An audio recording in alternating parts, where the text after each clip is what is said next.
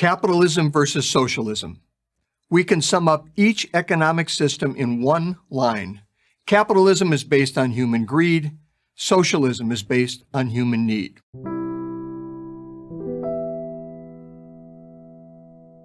If you're an American, you've probably heard this one before. Capitalism means freedom. Right? No. Wrong. So wrong. It's exactly backwards. And I'll prove it to you. Been on Amazon lately? Each of the thousands of products Amazon offers represents the work of people who believe they have something you want or need. If they're right, they prosper. If they're wrong, they don't. With the liberty of the free market, the thinking goes, individuals are empowered to make their own decisions. Sounds good, right? If you buy into this logic, then any alternative with more role for the public seems oppressive and tyrannical. One where other people make all the decisions for you. Appealing in theory. In practice, not true. That's how the free market works. It encourages people to improve their lives by satisfying the needs of others. Our economy isn't about freedom at all, just the opposite. American capitalism today is defined by an overwhelming lack of freedom for the vast majority of people and incredible dictatorial power for a few people at the very top. That's because we have allowed big corporate monopolies to take over a lot of the work of government and replace public institutions with private for-profit ones. No one starts a business making a thing or providing a service for themselves. They start a business to make things or provide services for others. Now, I speak from personal experience. When I was the CEO of the company that owns Carl's Jr. and Hardee's restaurant chains, we spent millions of dollars every year trying to determine what customers wanted. If our customers didn't like something, we changed it, and fast. Because if we didn't, our competitors would, pun intended, eat us for lunch. They have gobbled up small and medium-sized businesses so they can set all the terms. The consumer, that's you, has the ultimate power. In effect, you vote with every dollar you spend. In a socialist economy, the government has the ultimate power. It decides what you get from a limited supply it decides should exist. Instead of millions of people making millions of decisions about what they want, a few people, government elites, decide what people should have and how much they should pay for it. Not surprisingly, they always get it wrong. You hear a lot about the freedom to choose, but what does that freedom really mean?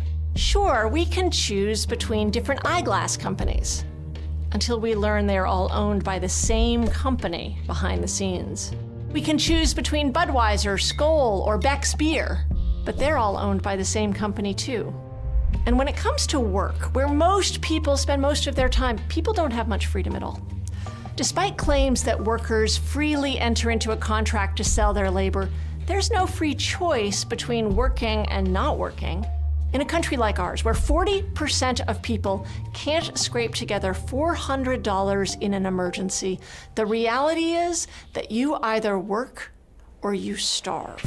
You don't have several months to take time off and carefully choose a good employer. In order to survive, people submit to working menial, unrewarding jobs for little pay, no security, and bad benefits. And once they're on the job, that lack of freedom only gets worse.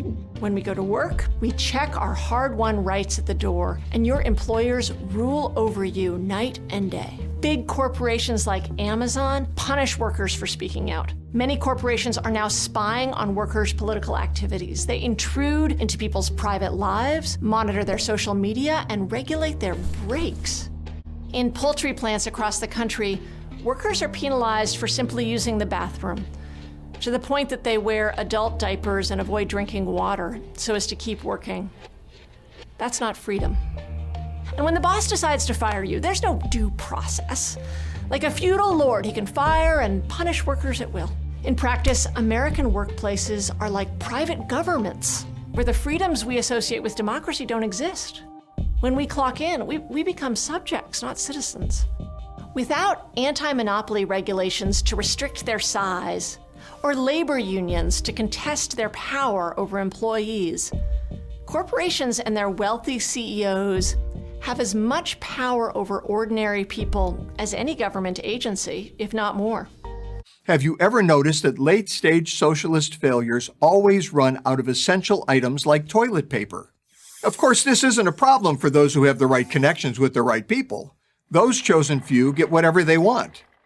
But everyone else is out of luck. Despite the lie that our market is free, most industries are dominated by a few massive firms. 2 corporations control office supplies. 5 corporations control food. 2 corporations dominate retail. 4 corporations control home internet. 1 corporation dominates books. Instead of free competition, the status quo is monopoly control. Huge corporations set the terms and manage the economy from their perch at the top of the market, deciding who succeeds and who fails.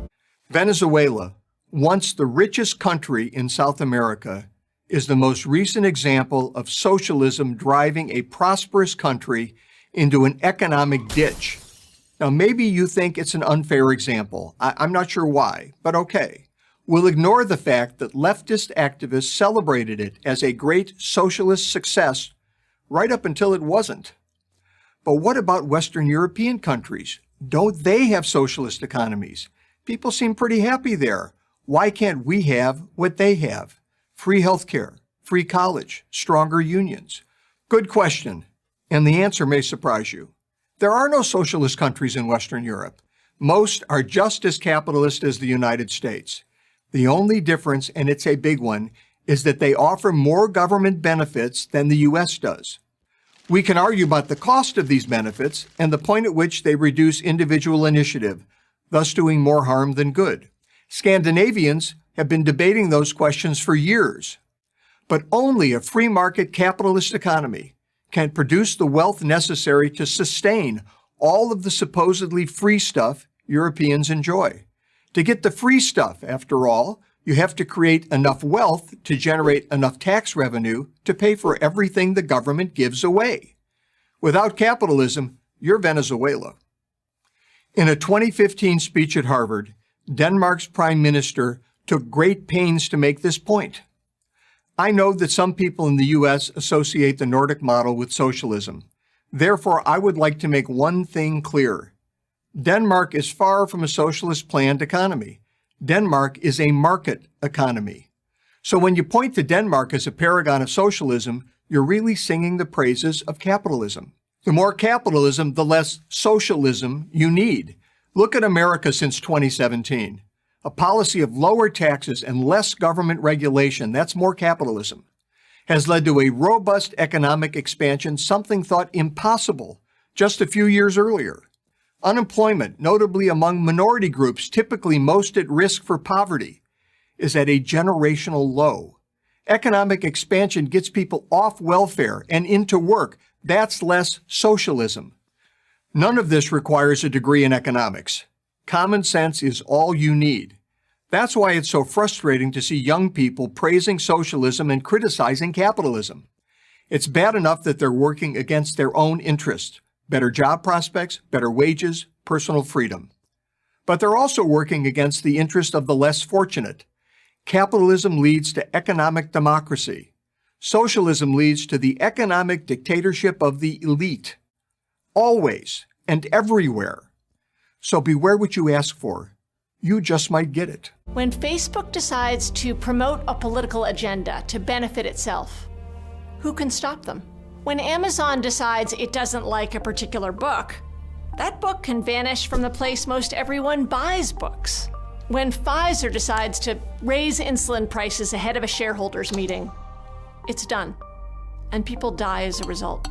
Every day, decisions that affect millions of people are made not by everyone in a democratic manner, but by unelected people who have profits and not the well-being of others in mind. That's the problem at the heart of our system. Elected officials are always expressing concern about government intrusion into our private lives. But they're happy to let corporations take advantage of us in ways that would be unconstitutional for any democratic government. The hard truth is that despite what you hear, the modern American economy is not about the freedom to choose. In job markets where you either get a job or you die, in workplaces where the boss is king, And in marketplaces dominated by huge abusive monopolies, you don't have much of a choice at all.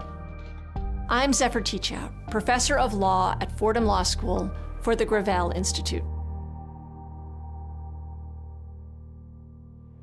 Thank you for watching this video. If you believe in our mission, please consider becoming a patron of the Institute or making a one-time contribution.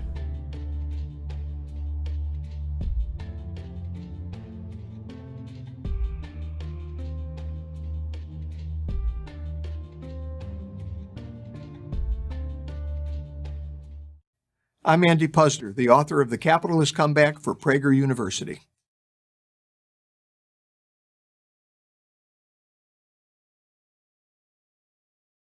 Thank you for watching this video.